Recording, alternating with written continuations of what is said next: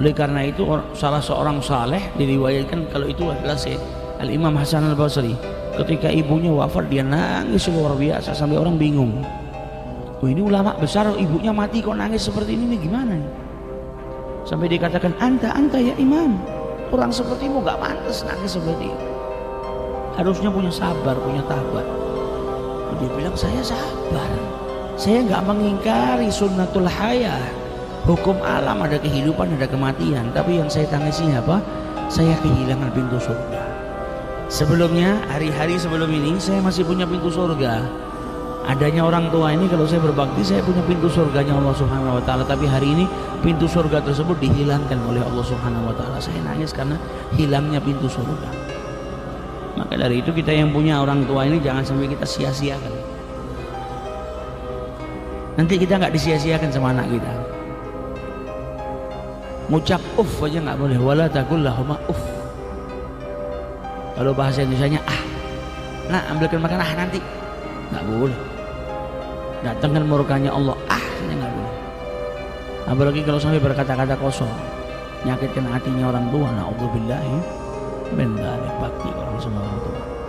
Ibu kita ini nggak pernah minta upah, ayah kita juga nggak pernah minta upah. Yang penting anaknya bahagia, yang penting anaknya jadi orang soleh. Itu harapannya orang tua. Di kandungan ibunya 9 bulan, kadang nendang sakit, kadang rela makan walaupun gak nafsu supaya buah hatinya itu mendapatkan nutrisi. Ketika lahir ibunya ngalamin sesuatu yang gak pernah dialamin sama seorang lelaki. Ngalamin sesuatu yang dahsyat, bainal hayati wal maut. Seorang ibu yang melahirkan anaknya itu di antara hidup dan mati. Sakitnya adalah sakit kedua setelah sakaratul maut. Sakit paling dahsyat pertama itu yang nomor 1 sakaratul maut. Yang kedua sakitnya seorang ibu yang melahirkan anaknya. Sakitnya melebihi daripada 40 tulang kita dipatah-patahkan. Sakitnya wanita yang melahirkan itu melebihi daripada sakitnya 40 tulang yang ada di tubuh kita ini dipatahkan. Itu tangan kita andai kata dipatahkan gitu sakitnya kayak apa sih? Ini 40 tulang dipatahkan, sakitnya lebih daripada itu. Itu ibu kita ngalamin proses yang sangat sakit demi mengeluarkan buah hatinya. Setelah itu bukan selesai. Tadinya 9 bulan di kandungan, setelah itu belasan tahun dirawat. Lela nggak makan demi anaknya, Lela nggak tidur demi anaknya.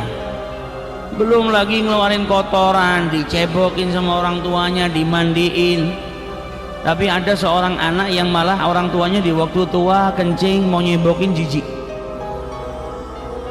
Orang tuanya di masa tua sudah nggak bisa mandi sendiri.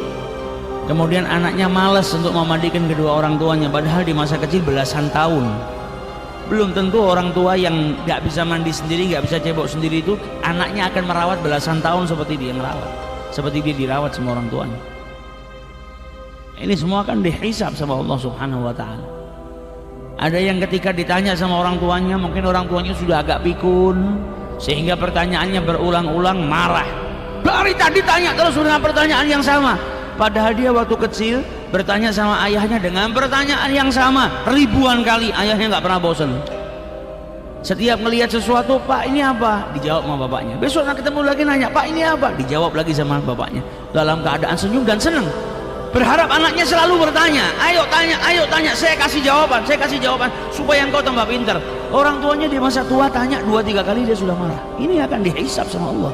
Engkau ngangkat suara, orang tuamu terkejut dengan suaramu yang keras sampai nyakitkan hatinya, arsy-Nya Allah bergoncang. Jangan harap sholatmu diterima sama Allah, jangan harap sedekahmu diterima sama Allah. Ridhallah fi ridhal walidain, keridhaan Allah itu terletak ke dalam keridhaan kedua orang tuamu. Orang tuamu ridha, Allah ridha. Orang tuamu murka, kata Rasulullah SAW, maka Allah murka kepada dirimu. Itu sudah sunnatullah, sudah diikat sama Allah Subhanahu wa taala. Siapa yang ingin tahu dirinya saat itu dia dimurkai sama Allah atau diridhoi sama Allah, lihat bagaimana orang tuanya. Kalau orang tuanya ridho sama dia, berarti saat itu Allah sudah ridho. Kalau orang tuanya murka sama dia, berarti saat itu Allah sedang murka. Maka jangan keluar dari rumah tanpa keridhaan kedua orang tua, bahaya. Berarti kita keluar dari rumah, Allah subhanahu wa ta'ala sedang murka sama kita. Nah kalau di jalan kita mati, berarti kita mati dalam keadaan dimurkai sama Allah subhanahu wa ta'ala. Jangan sampai kita berbuat sesuatu yang mendatangkan kemurkaan orang tua. Bahagiakan orang tua ini jimat kita yang terakhir, cara kita yang paling mudah untuk menuju surganya Allah subhanahu wa ta'ala. Sabar, rawat orang tua, apapun cobaannya, apapun godaannya.